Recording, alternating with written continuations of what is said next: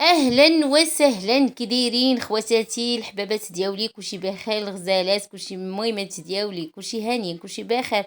اليوم غادي نشارك معكم واحد الطبيله ديال الكوتي. جاو عندي بعض الاصدقاء وكاينه هنا اختي ووليداتها. مهم نشارك معكم فقط غير بعض مقتطفات ديال شنو حضرت لهم اليوم. وغادي نشارك معكم واحد الكيكه في المول ديال الجرانيت. مهم غادي تكتشفوها معايا، كتجي زوينه بزاف بزاف. ومهم غادي نقول لكم شنو اللي اكتشفت يعني في هذا الجرانيت، يعني في هذا المول هذا، وشنو يعني الحوايج اللي خاصكم ديروا. ومهم كيكه كما تشوفوا راه عاديه جدا. دائما كنشاركوا معكم مقادير ديال الكيك. فقط هذا المول هذا ما كيبغيش 4 البيضات. ما عرفتش، انا بعض الناس كيقول لك اودي كنديروا 4 تطلع لهم الكيكه، الله اعلم. مهم هنا درت 6 ديال البيضات، ولكن حجم متوسط، يعني ماشي صغير بزاف وماشي كبيره. تقدر الا كانوا كبار تقدروا ديروا 5 بحال هكا، لان المول تبارك الله واخا هكاك راه كبير، وخاص الكيكه تجي شويه منفوخه. والخميره ما تكتروهاش، يعني تقدر الا درتو 3 تقدر ترجع فيها الخميره. انا هادشي نقدر ننصحكم. مهم هنا درت 6 ديال البيضات يكونوا متوسطين، كاس ونص ديال سنيده، كاس ونص ديال الحليب. الزيت درت كاس ديال يعني بال العنبه، كاس. كنبدا كندير بشويه بشويه.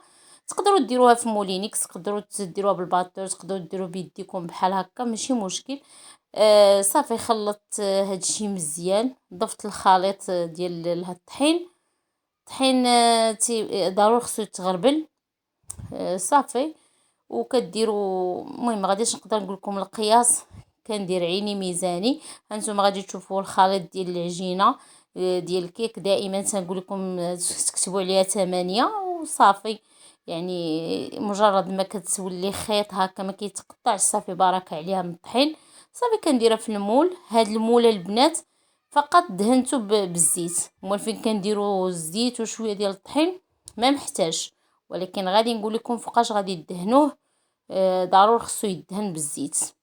المهم في المرحله الثانيه ديال الكريمه باش ما تلصق ليكمش. مهم البنات درتها في الفران. هانتوما شوفوا كي كتجي جميله بزاف وزوينه. وعطاتني واحد جوج ديال الطبقات، وحده شويه بيضه لان ما خليتهاش تحمر من الفوق بزاف. كتعطي واحد اللوين زوين. تقدر ديروا غير هكا وديروا له شوكولا من الوسط. المهم زين تيبدا اختياري، تيبقى اختياري لكم. هنا غادي نشارك معكم واحد الكريمه، ولكن للاسف غادي نقول لكم الصراحه ما طلعت لياش بحال اللي شفتها في الوصفه، ما عرفتش علاش. المهم غادي نحاول غادي نعاودها مره واحده اخرى بلا طحين وندير بالنشا. هنا درت نص سيطر ديال الحليب، درت واحد ساشي ديال فلون كراميل، درت 3 ديال المعالق ديال السكر، 3 المعالق ديال الطحين. صافي البنات، وغادي صافي حركتها مزيان في البوطه. وضفت واحد دانون ديال كريم كراميل.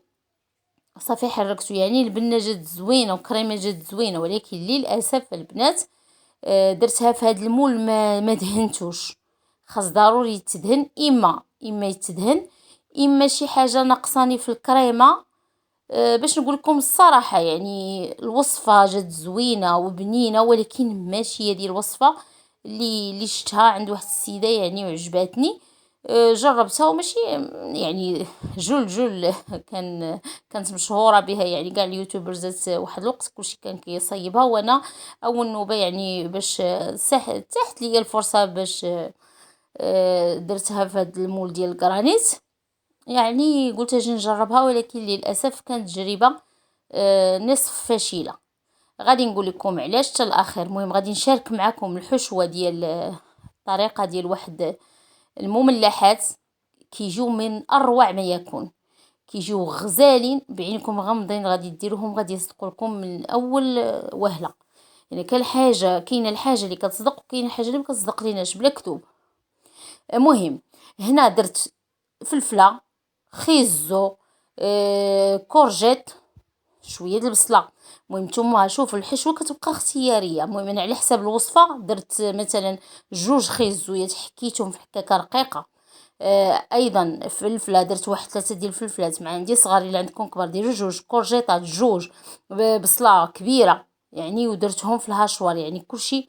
لا خيزو حكيتو والفلفله وهذا والبصله درتهم غير فقط في الهاشوار، والكورجيط والخيزو حكيتو في الحكاكه الرقيقه بزاف وصافي. انا غادي نعطيكم مقادير واخا راه كيزرب الفيديو. المهم غادي نعطيكم مقادير مضبوطه ان شاء الله، غادي نكتب لكم في صندوق الوصف. المهم العجينه غادي ندير فيها البنات هنا نص كيلو ديال الطحين، 6 كؤوس ديال الطحين فورس، معلقه ديال سنيده ما تكونش عامره، شويه د الملحه، معلقه ديال الخل، وهنا درت شويه طريقه ديال الخميره، خميره الحبوب يعني المعجونه. صافي عجنتها، تقدروا تعجنوها بيديكم. اللي ما يكون غير من روبيني، ماشي ضروري يكون دافي لان مبغيتش انا العجينه تخمل ليا.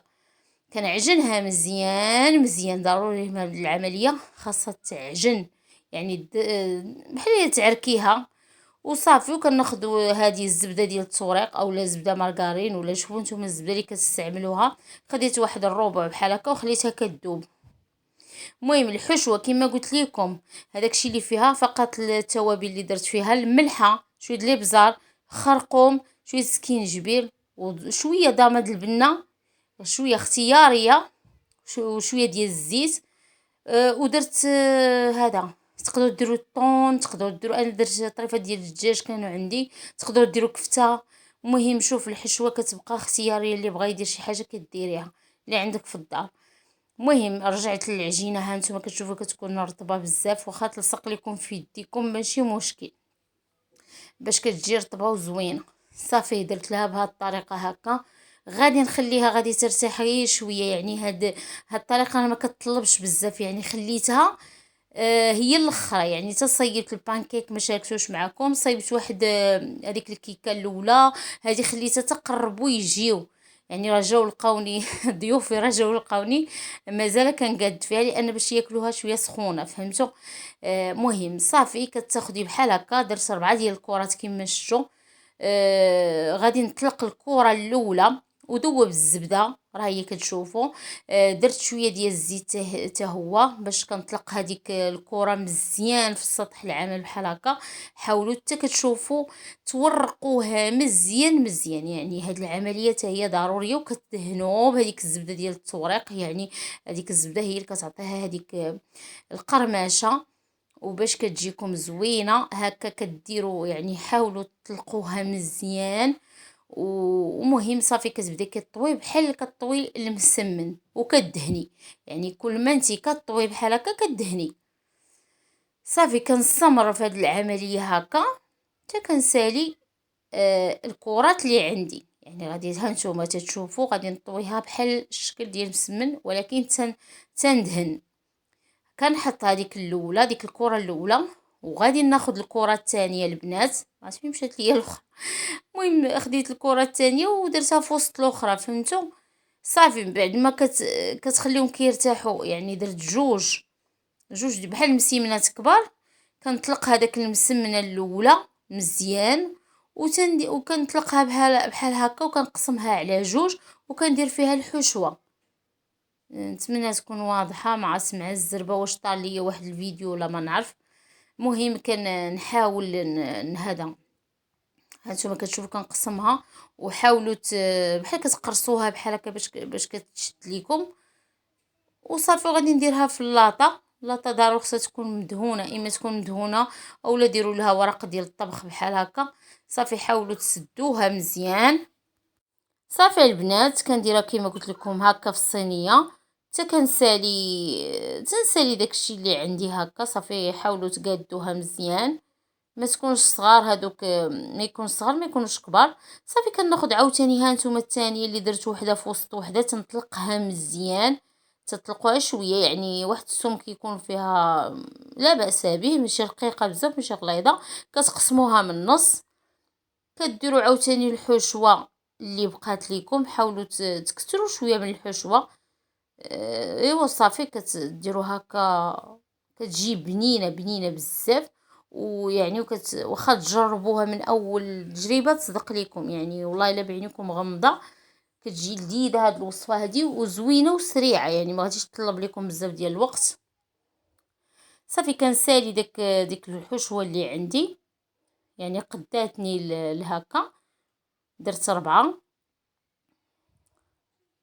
صافي وغادي نسدها ايضا، غادي نسدها من الجوانب بحال هكا.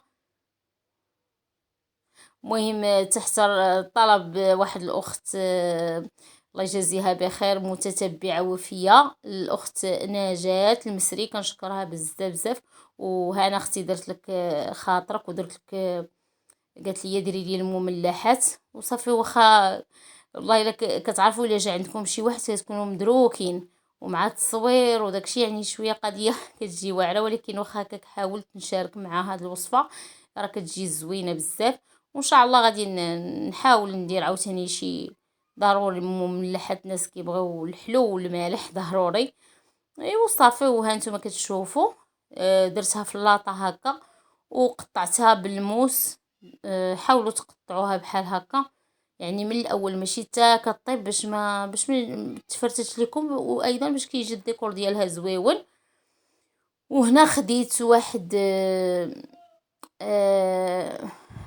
ما عرفتش شنو سميتو بلاتي، نتفكرها البنات. بديت كنفلح هكا بهاد الطريقه، ولكن خصو يكون معقم. زازوار، المهم خديت واحد زازوار اللي هو جديد وخا هكاك، وعقمته بشويه الخل وصافي، وبديت كنجرح فيه بحال هكا. ودرت هنا البنات شويه ديال صفر البيض مع الحليب باش ما كيعطيش الريحه ديال الزفوره. وعادي كتديري له بهاد الطريقه هكا، يعني عادي. وهذا صافي وكنزين. تقدروا ديروا الجنجلان، هنا درت انا الخشخاش اللي كنتوفر عليه بوافو، درتو بهاد الطريقه هكا وصافي. والفران ديجا انا كنسخنو، شعلته من الفوق ومن التحت. ومهم خليته كطيب، لان خص كما قلت لكم العجين يعني هاد المورقه تكون شويه ما سخونه ما بارده. صافي والكيكه ديالي ها هي من بعد ما خرجتها، غطيتها ببابي سلوفان ودرتها في شي نص ساعه ولا اكثر ديال في المجمد، ولكن للاسف ما بغاش تخرج لي، يعني بغاش نهائيا تهبط للاسف. وما يعني ماشي هبطت بسميتو، ما عرفتش واش لان ما دهنتش المول بالزيت او لا الوصفه ديال الكريمه كان ناقصها شي حاجه. مهم هاد المملحه جات رائعه بزاف بزاف. والكيكه واخا هكاك راني حتى لاخر لحظه عاد قاديتها، يعني غير بمعلقه بحال هكا وزوقتها بهذاك اللي، المهم قلت لكم زوقت الكيكه بكاوكاو هكا محمر ومهرمش. ومهم هذه الطابله ديالي، والصديقه ديالي جابت لي الله يجازيها بخير هذيك الكيكه وبغرير. وهذا هو النهار ديالي، نتمنى يعجبكم. مع السلامه.